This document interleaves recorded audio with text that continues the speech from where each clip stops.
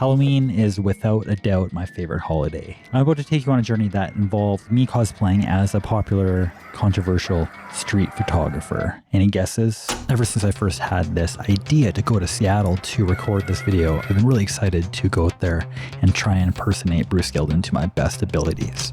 Fortunately, due to the non-stop rain that was expected throughout the weekend, I ended up having to leave my Leica M4P at home, so my Nikon Z6III ended up taking its place. For those of you who don't know Bruce Gilden, he's been a very active street photographer all throughout the world, but specifically New York, and he's known for somewhat aggressively flashing people, trying to get up close. It does a shot kind of like that, and I'll give you an example exactly of how I looked.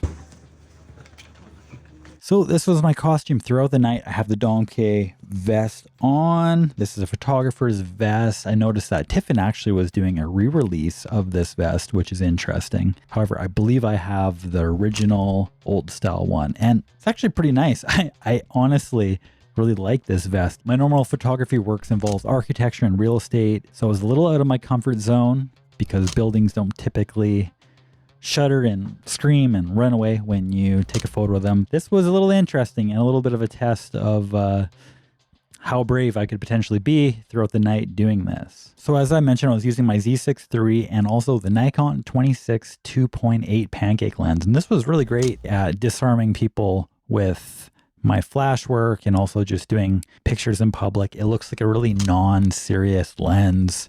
People don't really expect it to be all that sharp. Probably in their eyes a somewhat amateur photographer instead of doing any sort of professional medium. On Friday, we ended up crossing the border from Canada into the US. A little surprised. We're the only ones in line, went straight through. Is there something we don't know? I think everybody knows what happened.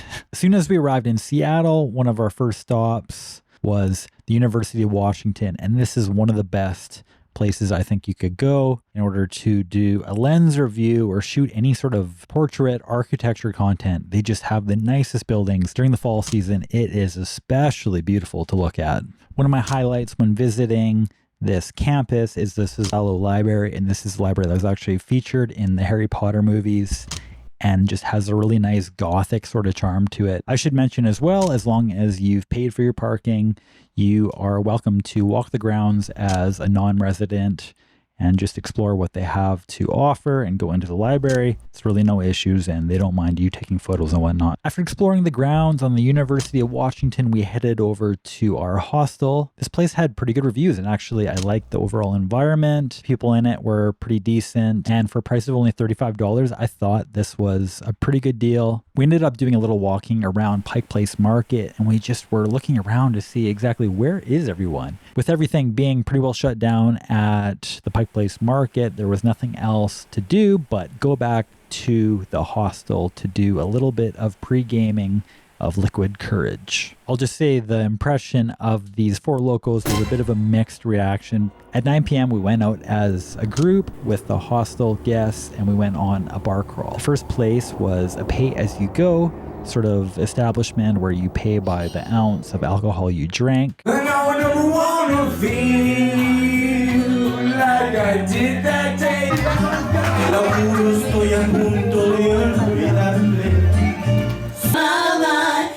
can I resist you? After a few beers in me, Bruce Gilden mode was activated. I set my shutter to between 8 seconds to 15 seconds with around a 320 ISO. And then I just set my newer Z2 Pro flash to 1/16. And I just kind of tweaked it and adjusted it based on how light or dim the room was. For this 26 2.8 lens, autofocus is really not your friend at nighttime, especially with it only going down to 2.8. So I just used everything with trap focus. So that's where you set the lens up manually and then you set from 1 meter to infinity, and that worked really well. I had very few shots throughout the night that were out of focus shooting at f10. Throughout the night, I was asked quite a few times who exactly I was, with no one really knowing who Bruce Gilden was, unfortunately. I guess not everyone's as nerdy about photography as myself. This person did actually figure out who I was, and they were actually a photographer as well. After the first bar, we went to Capitol Hill, and this is where the party ended up being. We were surprised initially that Pike Place wasn't all that busy considering how busy it is during the daytime. But if you look it up, you'll kind of have a little bit better of an idea of what it gets like at nighttime. Let's just say it ends up being taken over by some pretty interesting characters. It's a little like a zombie movie. Maybe it's the perfect place to hang out on Halloween. Upon arriving in the chaos of everything in Capitol Hill, that is when it started just absolutely pouring on us. This is where I became pretty thankful that I didn't have my Leica M4P. So yeah, my camera ended up getting totally drenched. Also this 26mm 2.8, but it seems like everything did a pretty good job staying nice and sealed thanks to the pretty decent weather sealing on here. Same sort of weather sealing that you'd see on the S line of lenses they have. I was a little disappointed I didn't shoot more video at Capitol Hill and I only shot photos, but what can I say? I was in a little bit of a drunken Bruce Gilden flow state, snapping photos. There's just something I really like about a direct flash that a lot of traditional photographers would discourage. A lot of them would say that it's wrong, it's not how you should be shooting flash and you should be bouncing it off something. But I disagree, and I think a lot of people are starting to come around to on camera or direct flash as of recent. So I kind of like this trend. I think there's a bit of charm to the reactions you get in the photos, catching people off guard. Some people react and they comment like, oh, a little bit surprised, and then other people don't react at all. Maybe just a little bit too drunk. It's Halloween after all. I'm normally quite in my head when it comes to photographing strangers in public. I don't like recording myself in public. I don't like recording other people in public. I just find that it makes me quite uncomfortable being pretty introverted. But on Halloween, I think this is one of the best days to go there and photograph people because people genuinely don't care at all. And I never found a single person that got defensive at all about me using my flash or photographing them in any sort of way.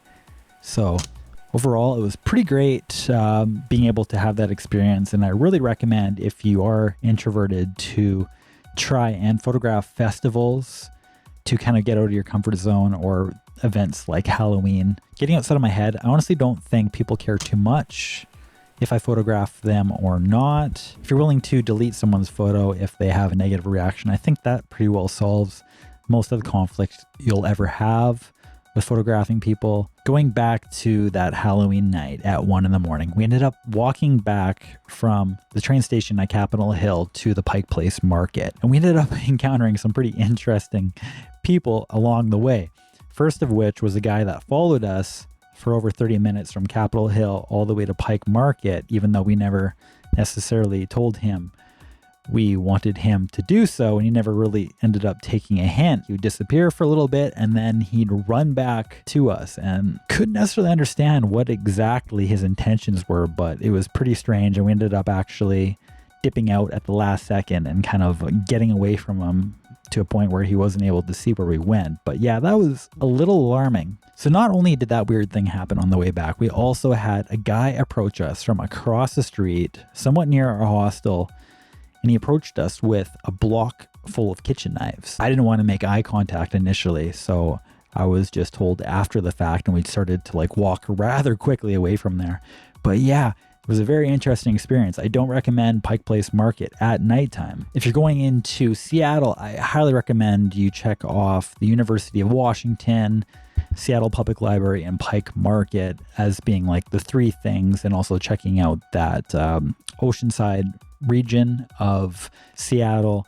It's really nice, and there's lots of photos to be taken throughout there, and it's a great place for doing lens reviews especially. I found that the 26 2.8 lens here is a pretty good one. I think it works quite well, and I honestly think that this could be the one and done lens for a lot of people for travel. And having it just be this pancake size, I think this is an exceptional lens. I highly recommend you look at my video where I talk about the focusing issues and also the focus breathing. I did a review on that. I'm not paid or sponsored by anybody, so watch and check that video and you'll have an honest reaction to exactly how well this performs for photo and video. I'm going to do a full in-depth review on this lens soon, so you're going to have to look out for that. I'm just within the first week of using it now, so it's a little bit premature to give proper thoughts on it. Obviously, Bruce Gilden shoots almost specifically during the daytime, so obviously I failed in that aspect in replicating his style. I'm also not using a Leica, which I had originally planned, but just due to the lack of weather sealing, it was not an option, and I wasn't planning on wrecking my Leica M4P. Well, I hope you all had a good Halloween. Thank you for joining me on my journey. Please subscribe and turn on notifications so you can get a notification each time I upload a video, so you can see my slow descent into photography madness. I have links in the description